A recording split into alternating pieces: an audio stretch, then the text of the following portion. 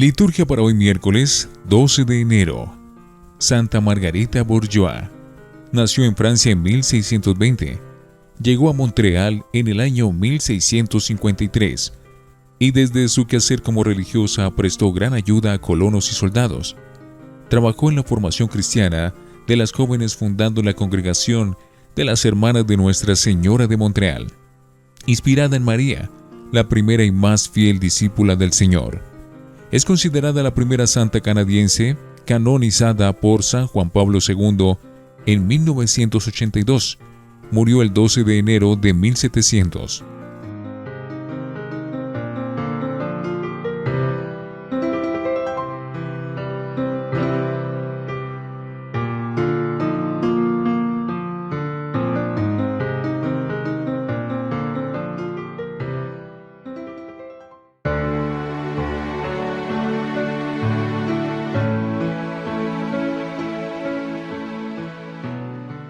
Antífona. Honra a tu padre y a tu madre, porque es el primer mandamiento al que se añade una promesa. Te irá bien y vivirás largo tiempo en la tierra. Oremos. Oh Dios, en cuya disposición la familia tiene su firme fundamento, acoge compasivo las oraciones de tus siervos, y haz que, siguiendo los ejemplos de virtudes domésticas de la Sagrada Familia de tu unigénito, y la sumisión de su caridad, podamos disfrutar de los premios eternos en la alegría de su casa. Por nuestro Señor Jesucristo, tu Hijo. Primera lectura del primer libro de Samuel, capítulo 3, versículos 1 al 10 y 19 al 20. En aquellos días, el niño Samuel oficiaba ante el Señor con Elí. La palabra del Señor era rara en aquel tiempo, y no abundaban las visiones. Un día Elí estaba acostado en su habitación. Sus ojos empezaban a apagarse, y no podía ver. Aún ardía la lámpara de Dios, y Samuel estaba acostado en el templo del Señor, donde estaba el arca de Dios. El Señor llamó a Samuel, y él respondió: Aquí estoy. Fue corriendo a donde estaba Elí y le dijo: Aquí estoy, vengo porque me has llamado. Respondió Elí: No te he llamado, vuelve a acostarte. Samuel volvió a acostarse. Volvió a llamar el Señor a Samuel. Él se levantó y fue a donde estaba Elí y le dijo: Aquí estoy, vengo porque me has llamado. Respondió Elí: No te he llamado, hijo mío, vuelve a acostarte. Aún no conocía Samuel al Señor, pues no le había sido revelada la palabra del Señor. Por tercera vez llamó el Señor a Samuel, y él se fue a donde estaba Elí y le dijo: Aquí estoy, vengo porque me has llamado. Elí comprendió que era el Señor quien llamaba al muchacho, y dijo a Samuel: Anda, acuéstate, y si te llama alguien responde: Habla, Señor, que tu siervo te escucha. Samuel fue y se acostó en su sitio. El Señor se presentó y lo llamó como antes: Samuel, Samuel. Él respondió: Habla, que tu siervo te escucha. Samuel crecía y el Señor estaba con él. Ninguno de sus palabras dejó de cumplirse, y todo Israel, desde Dan hasta Berseba, supo que Samuel era profeta acreditado ante el Señor.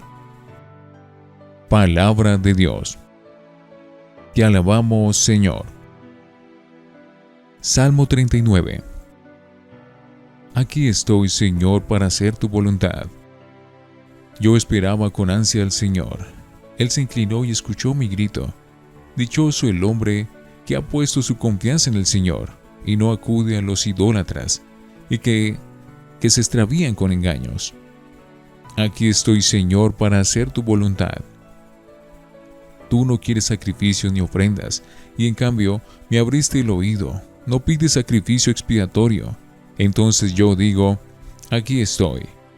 Aquí estoy, Señor, para hacer tu voluntad. Como está escrito en mi libro, para hacer tu voluntad. Dios mío, lo quiero y llevo tu ley en las entrañas. Aquí estoy, Señor, para hacer tu voluntad. He proclamado tu salvación ante la gran asamblea. No he cerrado los labios, Señor, tú lo sabes.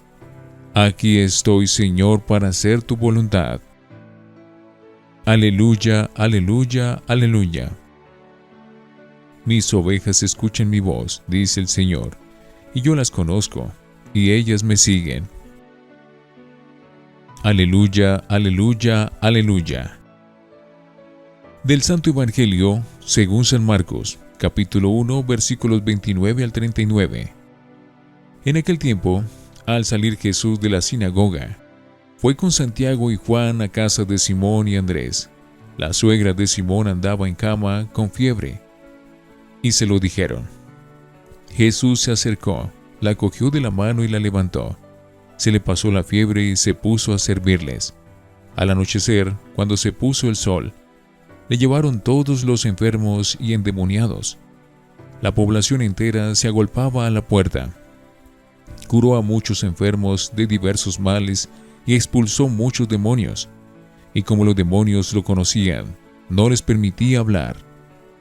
Se levantó de madrugada, se marchó al descampado y allí se puso a orar. Simón y sus compañeros fueron y, al encontrarlo, le dijeron: «Todo el mundo te busca». Él le respondió: «Vámonos a otra parte, a las aldeas cercanas, para predicar también allí, que para eso he salido». Así recorrió toda Galilea, predicando en las sinagogas y expulsando a los demonios. Palabra del Señor. Gloria a ti, Señor Jesús. Oremos. Te ofrecemos, Señor, este sacrificio de reconciliación y te pedimos humildemente que consolides a nuestras familias en tu paz y en tu gracia. Por Jesucristo nuestro Señor. Antífona. ¿Es que puede una madre olvidarse de su criatura? Pues aunque ella se olvide, yo no te olvidaré, dice el Señor. Oración después de la comunión. Padre clementísimo, que nos renueve sacramentos celestiales, concédenos imitar fielmente los ejemplos de la Sagrada Familia de tu unigénito, para que, después de las pruebas de esta vida, podamos disfrutar de su compañía en la eternidad. Por Jesucristo nuestro Señor. Lectio Divina. Oremos. Te alabamos, Padre, porque Jesús pasó haciendo el bien y curando a los oprimidos por la enfermedad. Él cargó con nuestras dolencias, sanándonos con su dolor, y con sus milagros en favor de los pobres y enfermos inauguró la esperada salvación de tu reino, para el hombre que tú amas con ternura de Padre. Su ejemplo nos estimula al compromiso cristiano en favor de la liberación de los más necesitados. Amén. Lectura. Una jornada intensa. En el Evangelio de hoy se describe la intensa actividad que Jesús desarrolló en Cafarnaún en el plazo de 2 días seguidos. San Marcos deja constancia de: primero, la curación de la suegra de Pedro. Segundo, sanación de multitud de enfermos y endemoniados. Tercero, oración y actividad misionera itinerante de Jesús. El primer episodio tiene lugar al salir el maestro de la sinagoga, donde le veíamos ayer enseñando con autoridad. Jesús fue con Santiago y Juan a casa de Pedro y Andrés. La suegra de Pedro estaba en cama con fiebre, y se lo dijeron. Jesús se acercó, la tomó de la mano y la levantó. Se le pasó la fiebre y se puso a servirles. En esta sucinta narración hay 2 verbos que son clave: levantar y servir. En el primero de ellos suenan ecos anticipados de la resurrección de Jesús, que vence la enfermedad, y el segundo insinúa que los salvados por Cristo deben entregarse como Él al servicio de los demás en la comunidad humana y eclesial. Entre los restos arqueológicos de la ciudad de Cafarnaún, a orillas del mar de Galilea, cerca de las monumentales ruinas de la sinagoga, están los humildes vestigios de la casa de Pedro, donde Jesús curó a su suegra y al paralítico cuya camilla descolgaron por el techo los 4 que lo llevaban. Esta casa de Pedro fue posteriormente transformada en iglesia por los judeocristianos, de ahí el nombre de casa de la iglesia. El segundo momento de esta apretada jornada fue la curación de multitud de enfermos que trajeron a Jesús al ponerse el sol, es decir, al terminar aquel sábado, y su consiguiente descanso de precepto. Entre los enfermos se destaca la presencia de endemoniados. Son los demonios los únicos que captan la identidad de Jesús, que Él quiere mantener en secreto. Por eso, como los demonios lo conocían, no les permitía hablar. A pesar de la publicidad manifiesta de sus portentos, y no obstante ser el esperado de los siglos, Cristo prefiere mantener su secreto mesiánico para evitar malentendidos de mesianismo político y temporal, que era la esperanza de la gran masa de los judíos. Están lejos todavía de la comprensión del Mesías sufriente.